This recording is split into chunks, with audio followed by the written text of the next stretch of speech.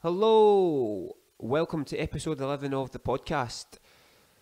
Big thank you to anyone who's been listening to the podcast so far. When I started doing the podcast, I really didn't know if people would be interested in it, if they would be interested in what I'm trying to talk about, what I'm trying to do, but people have been listening, especially more recently. I think more people are kind of getting onto it and working their way through the episodes. I've had a few messages recently to tell me that, people are getting into it and really enjoying it, and I really appreciate that. So thank you so much to anyone who's taken their time to listen to what I'm trying to do here. And you know what? It's only going to get better. It's not perfect right now. I'm still learning on how to talk on these things, how to do them properly, how to edit. But it's just like everything else in life. You're never just going to be amazing at something when you first start off doing something. You can only get better by keeping at it, learning from mistakes and never giving up. And as much as I'm pleased with what we've done so far with the podcast, it's only going to get better, and I'm excited for the next few guests that are coming on. It's going to be some good conversations in the next few weeks, so I'm excited for that. But just me today, and I'm going to be talking about asking for help and how it's okay to ask for help, and that you shouldn't feel ashamed, or you shouldn't feel that you cannot ask for help with something that you are struggling with, or saying that you're not okay, saying that you need help with something in your life that is taking a hold of you, or that is giving you negativity in your life. And today I'm just going to talk about a couple of personal examples from my life that has really helped me when I have just asked for help, and how it's ultimately changed my life. And hopefully somebody listening can take something from that if they're feeling in a similar situation. And obviously I'm going to be talking about these situations, but it goes for anything. It doesn't just, I'm not just talking about the gym or what I'm going to talk about today. Just in general in life, you should never be scared to ask for help with something. So the first one I'm going to talk about is the gym, and how I ended up working with Ebe in the gym. I had tried to go to the gym for years and years, and I'd never succeeded. I didn't really know what I was doing. I was doing endless amounts of cardio, but my diet wasn't right. I wasn't getting the results I desired, but ultimately it's just because I didn't know what I was doing. And if that is the case, you're never going to progress, or you're never going to make progress and be able to sustain that. So when I joined the gym, at that point, I'd already decided, I'd made up my mind that I was going to do it this time. I'd stopped drinking. That was the thing that held me back the most. I was ready for it. I was going to commit absolutely everything that I had to hitting and achieving the goals that I wanted. But again, I didn't really know what I was doing. I was kind of going into the gym and doing a bit of this, a bit of that. Should I do cardio? Should I do weights? Didn't know what I was doing with my diet. And results and progress stopped after a very short time, and I was thinking about getting a personal trainer. I was just a bit scared. I was looking at obviously guys that were in much better shape than what I was in. I was shy, I wasn't confident, so it was a daunting thing. Money as well, I'm thinking, it's a lot of money, and I could do this with my money, do that with my money. But at the end of the day, if I wanted to achieve the goals I wanted to achieve, I knew I had to get help, and I reached out to Ibrahim, who I now work with at Elite.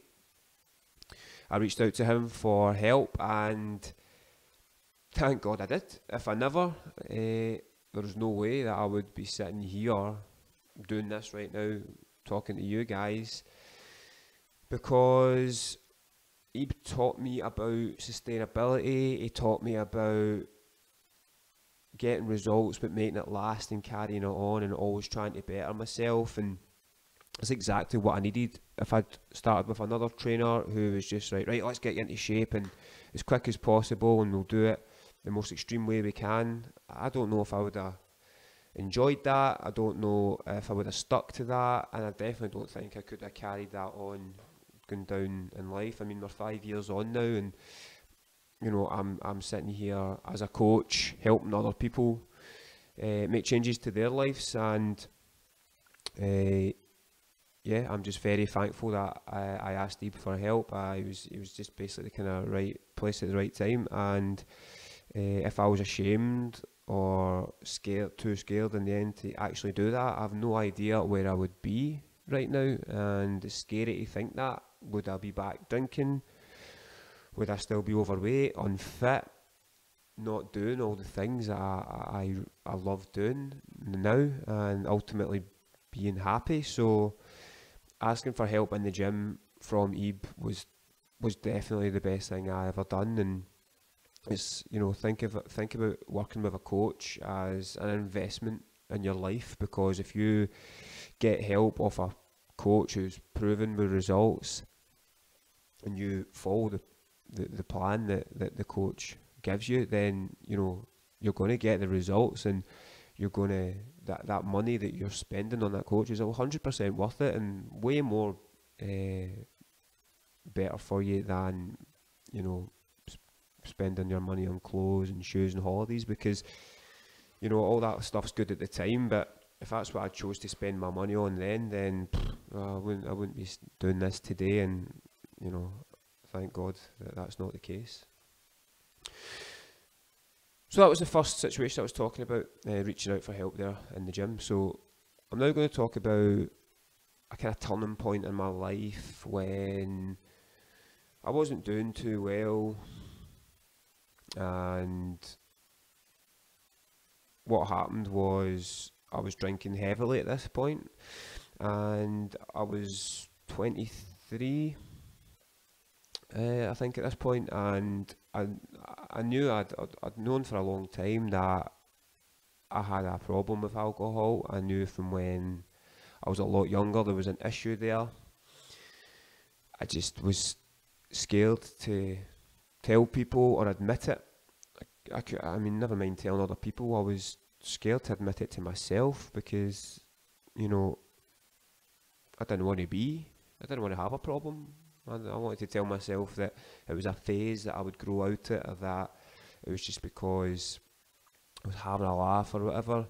But deep down, I knew there was issues there, and you know, that's even just sitting here now saying that out loud is difficult. So at the time, it was even more difficult. And when it came to family situations, you know, I was always maybe making excuses as to why I was a bit of a mess, why I wasn't turning up for things, why I was late for things, half cut, hungover, messing up in work, making excuses, never actually telling the truth in regards to I needed help to sort my life out and change how I lived my life and who I was. And there was a time where it was just a Wednesday night, and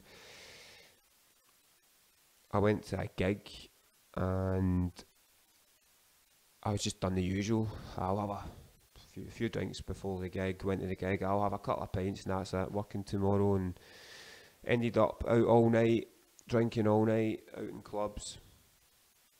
Got home 3:30, 4 in the morning, and I kept on drinking, and drinking until I passed out basically.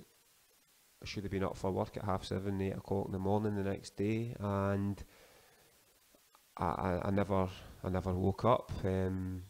I was just out the game, and I worked for the bank at the time, and so did my dad.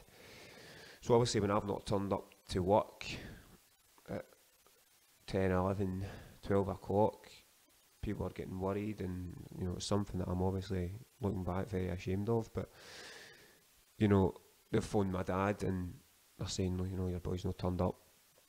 So he's came to the flat, not for the first time, this is not the first time it's happened, but again, as I said before, I was always like, no, I'm fine. It was just a one-off. It was just a crazy night, or my pals coaxed me into it, and I was never just taking responsibility for the fact that it was me making these choices. It was me doing this to myself because I had a problem there.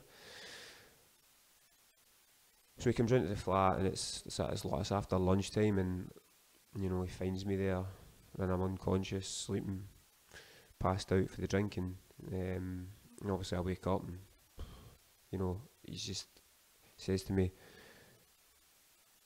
what's going on? It's Thursday afternoon, and you know, at that point, I just couldn't keep making excuses to myself or trying to pretend that I was never going to do it again. And I just said I was for the first time, I was just kind of honest, and I was like, I need help, and there's things going on. I'm not doing very well, and I've got a problem with this. And that was a big step in moving forward and taking control of that situation, because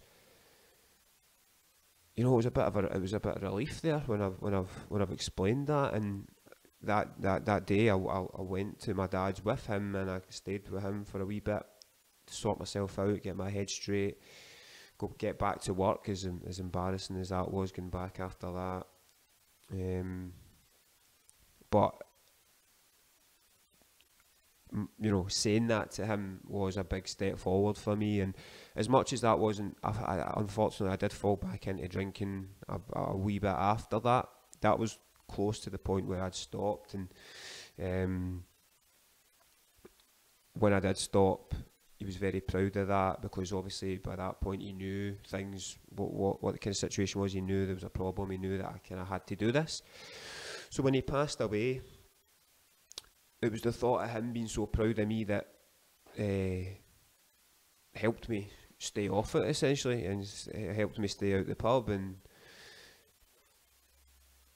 it wasn't easy, obviously, because all I wanted to do at points was just get smashed, to try and get over what had happened, to try and forget about things. And I was struggling with it, and at that point, instead of caving in and going back to the old me, I asked for help from a professional, and I went for counselling, and I got the help that I needed to keep me on the straight and narrow, and stop me from being a person that I didn't want to be, and keep making him proud. And